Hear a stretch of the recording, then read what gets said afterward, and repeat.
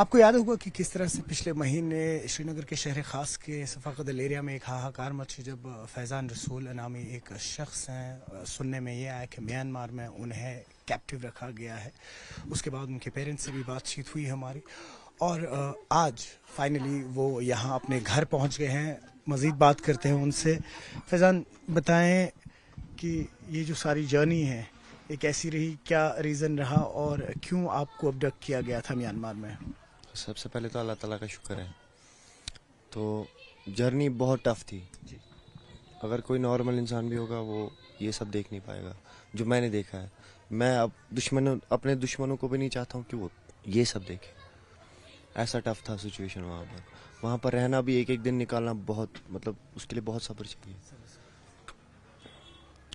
बस और कुछ नहीं। तो काम के सिलसिले में गए हुए थे आप, कहाँ के लिए गए थे आप और कहाँ पहुँच गए, थोड़ा सा बताएं उसके बारे में। जिस हिसाब से मेरा इंटरव्यू हुआ था, इंटरव्यूअर ने बताया था आपकी जॉब जो है थाईलैंड में। हम ये मानकर चल रहे थे कि थाईलैंड में। बैंकॉक से बाहर निकलकर हमें 8 घंटे की जर्नी पर लिया गया गाड़ी में। इनोवा गाड़ी थी वाइट कलर की। उसके बाद हम चले गए माइसॉट, जो कि बॉर्डर एरिया पड़ता है वहाँ का, थाईलैंड का बॉर्डर, थाईलैंड म्यांमार का बॉर्डर। हमें उतना भी मतलब ये दिमाग में नहीं आया कि मतलब एक रिवर है, छोटी सी रिवर है वो, सफाकदल से बहुत छोटी होगी वो, पैदल चलते हैं वहाँ। वो क्रॉस करवाया, बस उसके बाद जो कुछ भी हुआ ऊपर वाले, मतलब मैं बोल भी नहीं सकता। वो जो हमारे साथ वहाँ पर सिचुएशन हुई, थोड़ा सा बताएं किस तरीके की सिचुएशन मतलब थी? टॉर्चर होता था, मेंटल टॉर्चर, फिजिकल टॉर्चर होता था जी। कौन करते थे ये लोग टॉर्चर? ये मतलब इंडियन, जो वहाँ के इंडियन जो टीएल है वो, और Chinese with the support of Chinese, वही करते थे। और कोई ऐसे काम करा रहे थे वो आपसे पर्टिकुलरली? स्कैम, स्कैम मतलब मैंने आज तक किसी को धोखा नहीं दिया है, और मैंने यही दिमाग में रखा था कि मुझे, अगर मैं मर भी जाऊंगा लेकिन ये काम नहीं करूंगा। तो उसकी वजह से मुझे बहुत टॉर्चर किया गया था वहाँ। और किस तरह के स्कैम जो हम आजकल देखते हैं, ऑनलाइन फ्रॉड्स जो होते हैं या बाकी स्कैम्स? सर वहाँ का स्कैम डिफरेंट है, बहुत डिफरेंट है। फेसबुक पे क्लाइंट्स फाइंडिंग, उसके बाद उसको क्रिप्टो में इन्वेस्टमेंट करवाना, क्रिप्टो करेंसी का मतलब वहाँ पर स्कैम चलता है। और फिर यहाँ से भी जो जम्मू कश्मीर स्टूडेंट्स एसोसिएशन है उन्होंने भी जब आवाज़ उठाई तो तब जाके जो आपका इशू है बाहर आया था। और फिर कहीं ना कहीं मिनिस्ट्री ऑफ एक्सटर्नल अफेयर्स जो है उनकी इंटरफेरेंस रही। तो आपको जो ये सब प्रोसेस चल रहा था, आप अवेयर थे कि ये सब चल रहा है इस वक्त इंडिया में? बिल्कुल भी नहीं, क्योंकि हमारे पास ना इंटरनेट था ना हमारे फ़ोन हमारे पास थे।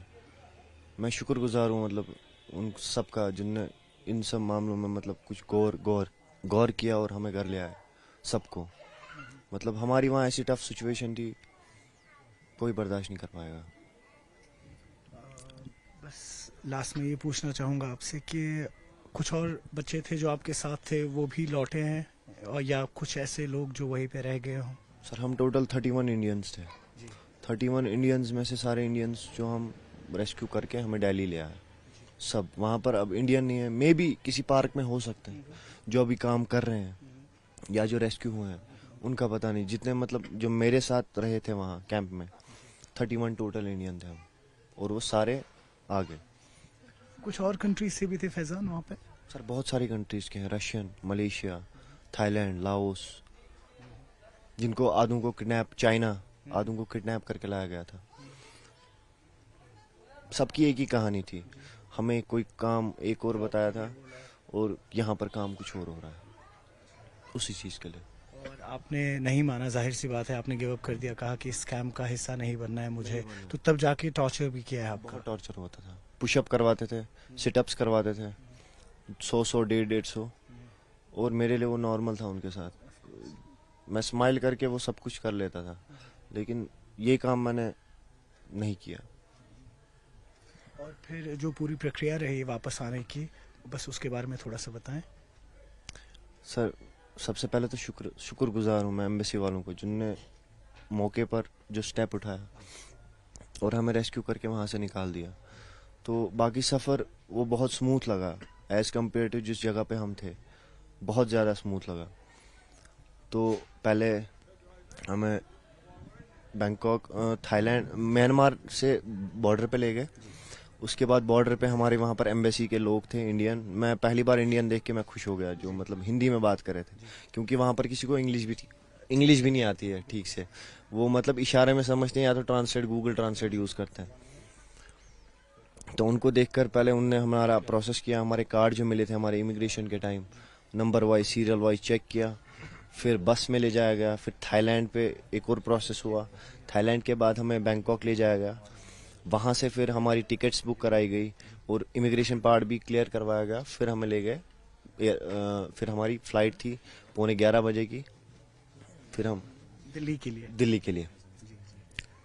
तब जाके जब दिल्ली में लैंड हुआ तो थोड़ा सा सुकून बहुत, जब बैंकॉक ही पहुंचे थे तभी सुकून मिला था, बहुत सुकून, क्योंकि घर जा रहे थे। बहुत शुक्रिया। Thank you. न्यूज़ 18 के लिए आफाक शाह के साथ श्रीनगर से मैं सरोज कफील।